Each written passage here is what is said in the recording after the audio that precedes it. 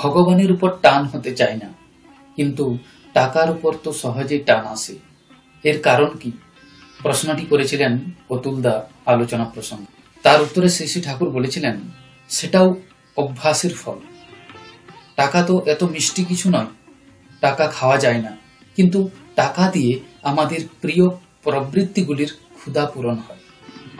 তাই টাকা আমাদের প্রিয় হয়ে ওঠে। টাকা মাত্রই খারাপ নয়, যে টাকা সত্তার সেবায় লাগে সেই টাকাই সার্থক। টাকার প্রতি যে অত্যাধিক আসক্তি, সেটা প্রবৃত্তিমুখী পরিবেশের থেকেও সেটাও অনেকখানি সংক্রামিত হয়। সত্যি কথা বলতে কি না, টাকার জন্য টাকা চাই খুব কম লোকেই। যে টাকা টাকা করে বেড়ায় সে হয়তো ছেলের জন্য দেদার খরচা করছে।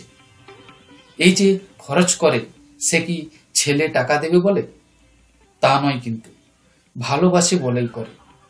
তার জন্য টাকা খরচ করেই আনন্দ। তাই ভালোবাসাই মূল, আর ভালোবাসাই জীবনের মূলধন। স্বার্থ কামনা শূন্য হয়ে সক্রিয়ভাবে ভগবানকে ভালোবাসলে ধর্ম, অর্থ, কাম, মোক্ষ সবই আসে। জয় গুরু। সকলে ভালো থাকবেন।